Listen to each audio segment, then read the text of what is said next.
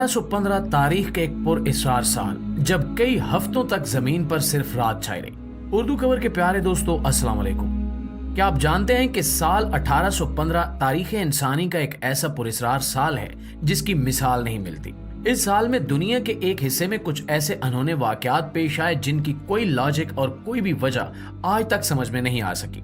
ये वाकया है इंडोनेशिया के आइलैंड संबावा का, जहां 5 अप्रैल 1815 को लोगों ने एक अजीबोगरीब धमाके की आवाज सुनी। उस धमाके के फौरी बाद कुछ ऐसी आवाजें भी आईं जिनसे लगता था कि कहीं पर फायरिंग हो रही है या पटाखे चल रहे हैं। जबकि उस दौर में जब अभी ऐसी चीजें ज्यादा इजाद भी नहीं हुई थी, लोगों के लिए ये आवाजें बहुत खौफजदा कर देने वाली थी। कोई शख्स भी ये नहीं जानता था कि इन धमाकों की वजह क्या है, लेकिन इस बात का अंदाजा लगा लिया गया कि ये आवाजें संबावा आइलैंड से आ रही हैं। उस आइलैंड से करीबन 1400 किलोमीटर की दूरी पर एक और आइलैंड भी मौजूद था जिसका नाम जावा आइलैंड था। उस वक्त वहां पर ब्रिटिश आर्मी ने कब्जा कर रखा था। उस धमाके की शिद्दत इतनी ज्यादा थी कि 1400 किलोमीटर दूर ब्रिटिश आर्मी ने भी इन आवाजों को वाज़े तौर पर सुना था।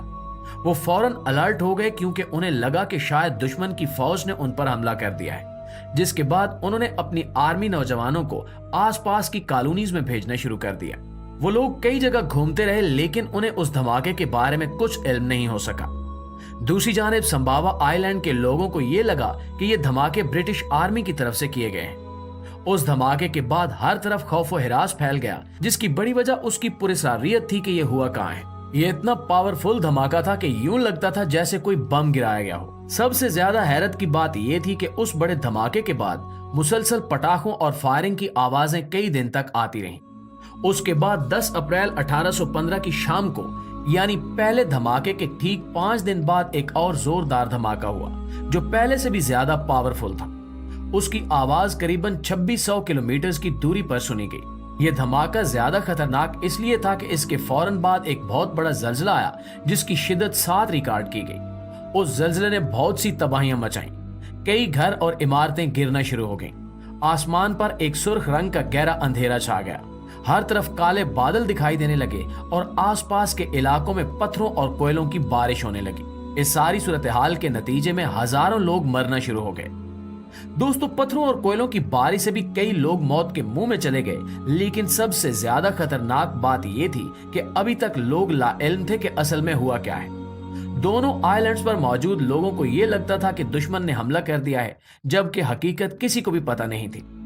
यहां आपको ये बताते चलें कि यह जोरदार धमाका दरअसल एक बहुत बड़ी वोल्केनिक इरप्शन का नतीजा था जो कि माउंट टेम्बूरा नामी पहाड़ से हुई थी। पटाखों की वो आवाजें जल्जले और धमाके के उसी इरप्शन की वजह से हो रही थी और ये सारी तबाही उस पहाड़ के फटने से हुई थी। माहिरीन का कहना था कि ये पहाड़ इतनी ताकत से फटा था कि पहले इसकी ऊंचाई 14,100 फुट थी, लेकिन फटने के बाद इसकी ऊंचाई 9,354 फुट रह गई। जिसका मतलब ये था कि पहाड़ पर हुई वोल्केनिक इरप्शन के बाद पहाड़ के फटे हुए टुकड़े दूर दूर के इलाकों में फैल गए और पत्थरों और कोयलों की जिस बारिश से लोग खौफजदा और परेशान हो रहे थे, वो भी दरअसल उसी पहाड़ के टुकड़े थे। पहाड़ के फटने से इतनी एनर्जी इकट्ठी हुई जो दुनिया के सबसे powerful thermo nuclear bomb TSAR से भी ज्यादा थी। TSAR नामी थर्मो न्यूक्लियर बम एक ऐसा अब तक का सबसे पावरफुल बम माना जाता है जिसे रशिया ने टेस्ट किया था और इसकी पावर उस बम से 3,500 गुना ज्यादा थी जो अमेरिका ने हिरोशिमा और नागासाकी पर गिराए थे। तो माहिरीन का तजिया बताता है कि संबावा आइलैंड पर मौजूद माउंट टेम्बूरा पर होने वाली वोल्केनिक इरप्शन की ताकत इस तरह के करीबन 14 बमों से भी ज्यादा थी। इसकी वजह से बहुत बड़ी मिकदार में जो चट्टानें और पत्थर इर्द गिर्द बिखरे वो समंदर में भी जा गिरे, जिसकी वजह से समंदर में भी एक भयानक हलचल पैदा हो गई। उस हलचल के नतीजे में एक बहुत बड़े सुनामी का आगाज हुआ जो तेजी से इंसानी आबादियों की तरफ बढ़ा और उसके नतीजे में भी हजारों लोग जानों से जाने लगे। दोस्तों, ये सारी तबाही एकदम से कुछ ही दिनों में हुई थी, जिसमें फौरी तौर पर तो लोग नहीं समझ सके कि हुआ क्या है, लेकिन कुछ ही दिनों में यह हकीकत सामने आ गई कि ये जो पुरअसरार धमाका हुआ था, ये दरअसल पहाड़ के फटने की आवाज थी और माउंट टेम्बूरा आधे से ज्यादा तबाह हो चुका था। वोल्केनिक इरप्शन के नतीजे में करीबन 60 मेगा टन सल्फर हवा में शामिल हो गया, जिसका मतलब ये था कि लाखों टन सल्फर डाइऑक्साइड और दूसरी खतरनाक गैसें जमीन के एक्वेटर से लेकर पोल्स तक बहुत बड़ी तादाद में फैल गईं और आसमान की ऊंचाई में फैली हुई इन गैसेस और सल्फर डाइऑक्साइड की वजह से फिजा में सल्फराइन बनना शुरू हो गया। सल्फराइन एक ऐसा केमिकल है जो इंसानी सेहत के लिए बहुत ज्यादा नुकसानदेह है। ये ना सिर्फ फेफड़ों को खराब करता है बल्कि सांस की बीमारियों की वजह भी बनता है, और जो लोग ऑलरेडी इन बीमारियों का शिकार हों उन्हें मौत के मुंह में ले जाता है।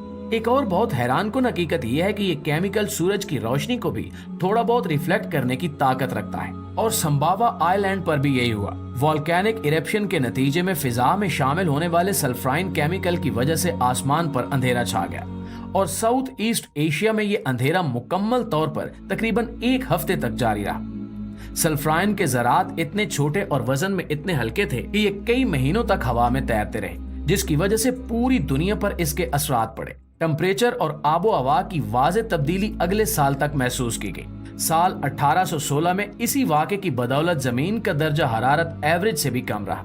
नाज़रीन गिरामी, ये वॉल्केनिक इरेप्शन अब तक की तारीख में इतनी बड़ी थी कि इसकी वजह से होने वाली पत्थरों और चट्टानों की बारिश से 11,000 लोग उसी वक्त मर गए। सुनामी ने भी कई लोगों की जान ली, और इसके साथ साथ जमीन पर कैद और खुश्क साली भी फैली, और भूख ने भी कई लोगों को मौत के मुंह में धकेल दिया, क्योंकि जमीन का दर्जा हरारत बहुत कम होने की वजह से धूप नहीं पड़ रही थी, जिसकी वजह से फसलें भी उग नहीं पाई।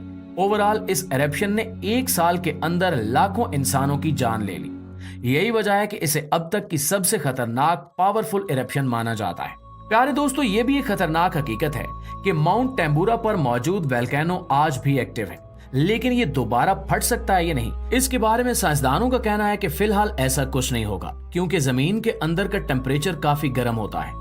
ये इतना ज्यादा टेम्परेचर होता है कि इसकी वजह से पत्थर वगैरह तक पिघल जाते हैं, और इनके पिघलने की वजह से ये एक लावे की शक्ल में आते हैं जिसको मैग्मा कहा जाता है, और इस मैग्मा के बनते वक्त बहुत सारी खतरनाक गैसेस भी बन रही होती हैं। ये मैग्मा जमीन की बाकी चट्टानों से हल्का होता है, इसलिए ऊपर आने की कोशिश करता है, और फिर ये मैग्मा लावे की शक्ल में वोल्केनो से बाहर आता है। लेकिन वोल्केनो के फटने के लिए कुछ चीजों का होना बहुत जरूरी होता है, जिनमें सबसे ज्यादा चीज नए बनने वाले मैग्मा का प्रेशर है, जो पहले से मौजूद मैग्मा को बाहर धकेलता है। लेकिन अगर माउंट टेम्बूरा पर होने वाली इरेप्शन की बात करें तो पहले से ही काफी मिकदार में मैग्मा बाहर आ चुका है, और इसके अंदर मौजूद मैग्मा को दोबारा रिचार्ज होने में कई सदियां लग सकती हैं। सो फिलहाल ऐसा कोई खतरा नहीं है। प्यारे दोस्तों, जैसा कि इस वाक़े के बाद पूरी दुनिया में 18 महीनों तक एक रात बन गई थी और लाखों की तादाद में इंसान मरे थे, और उस दौर में किसी को ये बात मालूम नहीं थी कि आखिर हुआ क्या है। 18 महीनों तक सूरज बिल्कुल गायब रहा, और उस दौर को दुनिया की तारीख का बदतरीन दौर भी माना जाता है।